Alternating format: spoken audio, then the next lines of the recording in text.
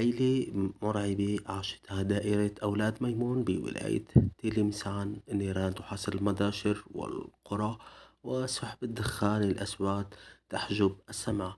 حالة من الهلع والذعر الكبير أصابت السكان، وهم يفرون لحماية عائلاتهم وأطفالهم من ألسنة لهب التهمت الأخضر واليابس في ثواني معدودة. ولكن هل الحرائق مجرد قضاء وقدر؟ توقيت اندلاع النيران وتزامنها في عدة نقاط يطرح تساؤلات كتيرة وعلامات استفهام كتيرة.